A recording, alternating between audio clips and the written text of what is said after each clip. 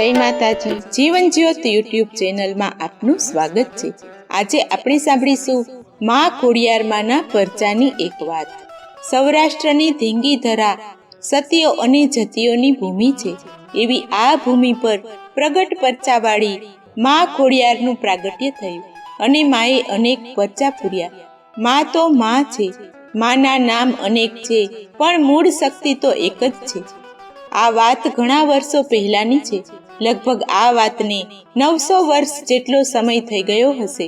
જો આ વિડીયો આપને પસંદ આવે તો લાઈક, શેર અને સબસ્ક્રાઇબ જરૂર કરજો અને બાજુમાં આવેલ બેલ આઇકોન પર ક્લિક ન કર્યું હોય તો ક્લિક કરો કે જેથી અમારા નવા વિડીયોની જાણકારી આપને મળતી રહે।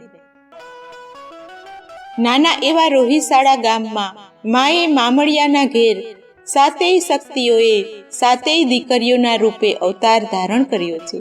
તેનો એકનો એક ભાઈ વીર મેરખ્યો છે। આ સાતેય દીકરીઓ સાતેય શક્તિનું સ્વરૂપ છે।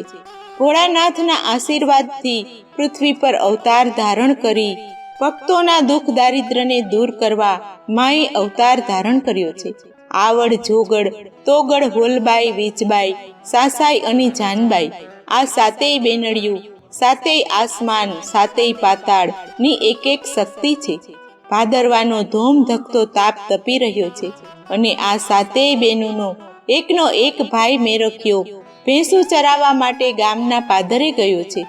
તેને ખૂબ જ ભૂખ લાગતા વીર મેરખ્યો ચીભડાના વેલાને જોઈને ચીભડું તોડવા હાથ નાખે છે કે ભાદરવાનો ભોરિંગ એવો કાળોતરો નાગ ચીભડાના વેલામાં સંતાઈને બેઠો હતો અને થડાક કરતો મેરખ્યાને ડંખ મારે છે। ત્યાં તો મેરખ્યાના નાકમાંથી લોહીની ધારા વહે છે અને શરીર લીલું કાચ થઈ જાય છે અને તે ધરતી પર ઢળી પડે છે। હવે ગામના છોકરાઓ દોડતા તેને નેસડે જઈને કહે છે કે મેરખ્યાને કાળોતરો કરડ્યો છે। આટલા શબ્દ સાંભળતા જ સાતેય બેનડીઓ ઉઘાડા પગે દોટ મૂકે છે। બેનને તેનો ભાઈ કેટલો વાલો હોય છે। તે ઉઘાડા પગે દોડતી આવે છે કે જ્યાં પાદરમાં તેના ભાઈનું શબ પડ્યું છે। આવડે પોતાના ભાઈનું માથું તેના ખોળામાં લઈને ભાઈના હાથની નાળ જુએ છે તો ભાઈનો જીવ તાળવે પહોંચી ગયો છે। હવે જાનબાઈને બોલાવીને કહે છે કે બહેન, હવે તું પાતાળમાં જઈને અમીનો કૂપો લઈ આવ, પણ બેન જોજે સૂર્યનો ઉદય થાય તે પહેલા આવી જજે। જોજે તું વાર લગાડતી નહીં, જો તને વાર લાગશે તો ભાઈ બચશે નહીં। હવે જાનબાઈ પાતાળમાં અમીનો કૂપો લેવા જાય છે। હવે સૂર્યનારાયણની આભમાં લાલીમાં છવાવા લાગી છે। આવડના હૈયામાં હવે ફાળ પડી છે કે જાનબાઈ હજી કેમ આવી નહીં? ક્યાંક ખોડી તો નહીં થઈ હોય ને? ક્યાંક લૂલી તો નહીં થઈ હોય ને? આ આવડના શબ્દો હતા। ત્યાં તો જાનબાઈ એક પગે લૂલી થઈ ગયા અને ત્યારથી જાનબાઈ મા ખોડિયારના નામથી પ્રસિદ્ધ થયા। ખોડી આય એટલે ખોડિયાર થયા। મા ખોડિયારને આવતા વાર લાગી ત્યાં તો સૂર્યનારાયણના કિરણો દેખાવાની તૈયારી થઈ અને આવડે તેના ખંભે નાખેલી લોબડી હતી તેનો એક છેડો હાથમાં લઈને આંટ મારીને ઉતારી અને કહ્યું કે હે સૂર્યનારાયણ, હે કશ્યપના દીકરા, મારા ભાઈ મેરખ્યાને સર્પદંશ થયો છે અને બેન જાનબાઈ અમીનો કૂપો લેવા ગયા છે। આજે હું મામડિયા ચારણની દીકરી આવડ તને આણ દઉં છું કે તું આજ સવા પોર મોડો ઉગજે, નહીતર મારો વીર બચશે નહીં।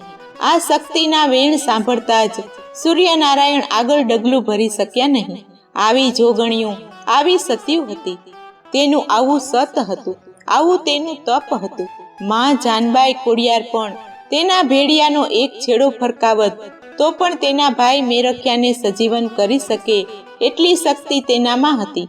સાતેય બેનોમાં હતી કે જે એક હાથ ફેરવે ત્યાં તો મરેલા મરદા પણ સજીવન થતા, એટલું તેનામાં સત હતું। પણ આ કળિયુગમાં માને કંઈક પરચા પૂરવા હશે કે માને કંઈક વાત રાખવી હશે એટલે મા પાતાળમાં ગયા, અમી કૂપો લેવા ગયા અને માએ ખોડિયાર નામ ધારણ કર્યું અને મા ખોડિયાર આ ધરતી પર પ્રગટ પરચાવાળી મા શક્તિનો અવતાર ધારણ કરી માએ અનેક દુખિયાઓના દુઃખને મટાડ્યા છે અને તેના ભક્તોને માએ મનોવાંછિત ફળ આપી અને તેની કૃપા વરસાવી છે। તો આવી મા ખોડિયારને ઘણી ઘણી ખમ્માઓ, તો બોલો ખોડિયાર માત કી જય।